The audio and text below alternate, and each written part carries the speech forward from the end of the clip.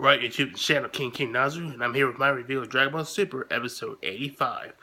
We start off with Goku and Gohan continuing to recruit the rest of Universe 7's team for the Tournament of Power.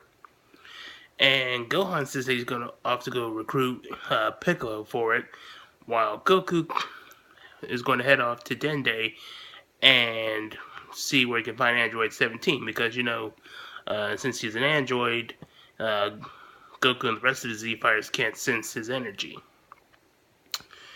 But before Goku can arrive there, he spots Majin Buu training when he decides to go check that out.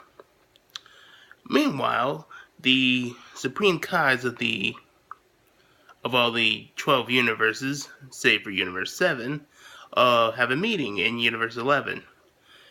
And they basically try to contemplate how to handle this situation. And we see Ro acting like a douchebag and saying that everything is pointless and that there's all some conspiracy to keep him from trying to get fighters for the tournament, and he leaves. Wow, I am so shocked that Ro was acting like an asshole when he was such a nice person when we were first introduced to him. By the way, I'm being sarcastic. He's always been an asshole. Meanwhile, we get to see how the other Supreme Kais act. We see Universe 6 Kai is kind of disinterested in the whole thing and kind of act like he was bored with the meeting. So I guess he's kind of lazy, which probably might attribute to his to Universe 6's low mortal ranking. Universe 2 values power, so he thinks that he's going to get a lot of strong fighters. And Universe 3 values intellect. So we're starting to see what some of the flaws are going to be of these different teams. While Universe 2 is going to focus heavily on power, Universe 3 is going to focus heavily on intellect. And the whole key to the success is that Universe 7 needs to have a good balance of this so they don't become overly specialized.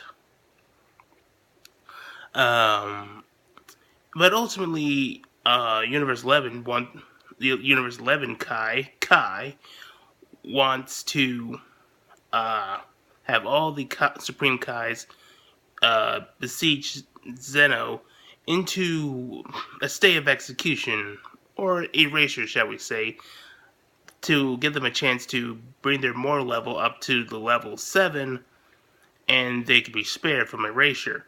However, all of them agree that it's pretty pointless to try to convince the Omni Kings, because they've made up their minds, and that any attempt to do so would immediately result in their destruction on the spot. So they all leave. I did kind of like this because we got to see how all the three Kais act. We got to see some are what they value intellect, some value power, some are lazy, some are very vain, and whole different personalities. And they don't see, and there's a lot of contrast between them. I was kind of disappointed that Gawasu didn't try to defend Goku's actions of starting this tournament, especially since he knows that Goku is a nice guy, and also that the Omni King was going to destroy these universes anyway, so the tournament is actually a good thing since it gives them a fighting chance, which I'm going to bring back up later, as you'll see later. But ultimately, nobody can agree on the plan, so they just decide to defend it for themselves, which Kai regrets because he feels that he has the strongest team with the Pride Troopers of Universe 11.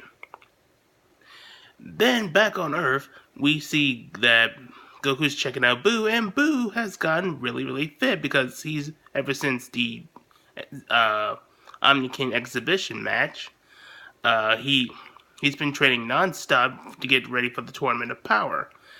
And he looks a lot like Super Buu, except for his face is more like the Fat Buu.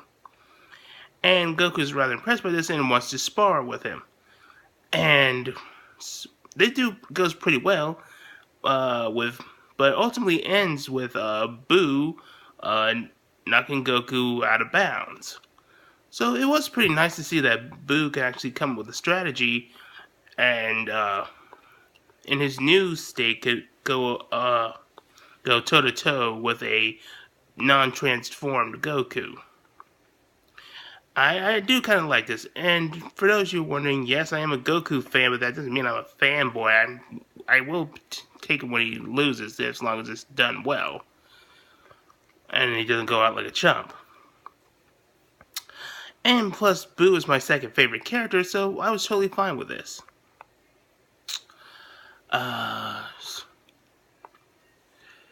Then after that, we have the Topo going to. I believe it was the next scene was with no, it wasn't Topo.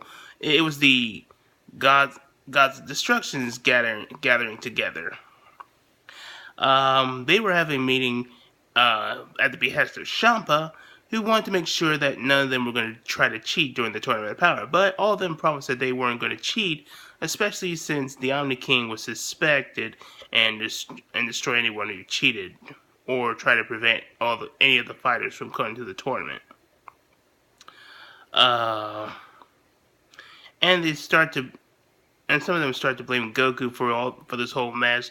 But Vados, much like myself and so many actually intelligent Dragon Ball fans, have said that Goku is not at fault because his tournament is allowing them to give them a fighting chance, since they were already going to be destroyed due to their low mortal level.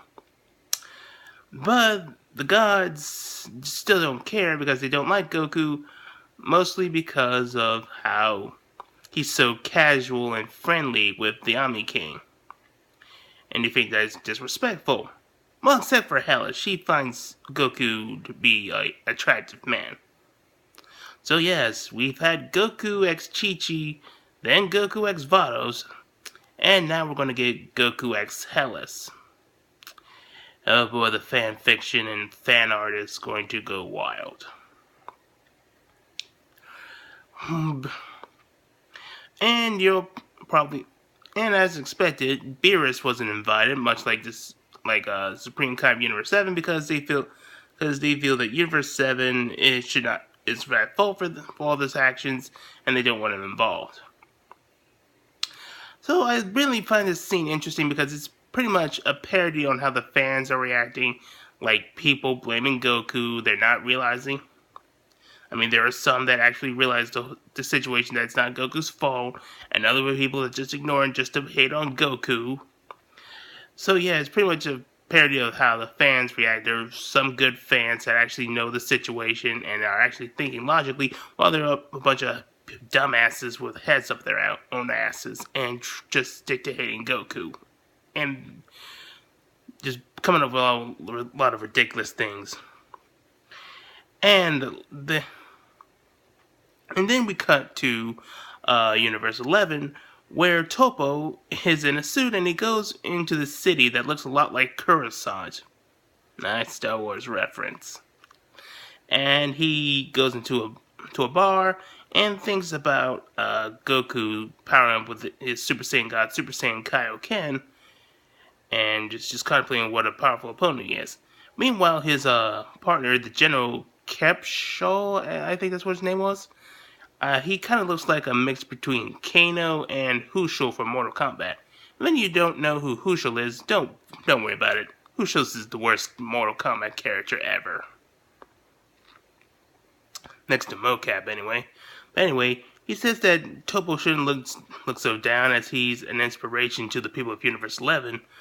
But he says that he has right to be worried because of the Tournament of Power. And then they try to talk about it. Meanwhile, they get a distress call from Dispo, one of their teammates, to defeat this guy named Krayan, or whatever his name was, and his monster Arachne, which I'm assuming is based off the Greek mythological monster Arachne, who was this woman who was very vain and thought she was a better weaver than Athena, challenged her, and profaned the gods, and got turned into a human spider creature her sins. Yes, I'm a Greek mythology expert. But anyway, we get to see that the Pride Troopers act like a team and take down this villain. And we do love the Super Sentai references with the poses, and then we call out their names and their status. And it's such great fun. It's like if the Ginyu Force were more powerful and they were actually good guys. But the difference is that these, unlike traditional superheroes, the Pride Troopers are actually willing to kill their villains. Which I say in some cases does make sense. Excuse me. We'll have to catch this up with this later.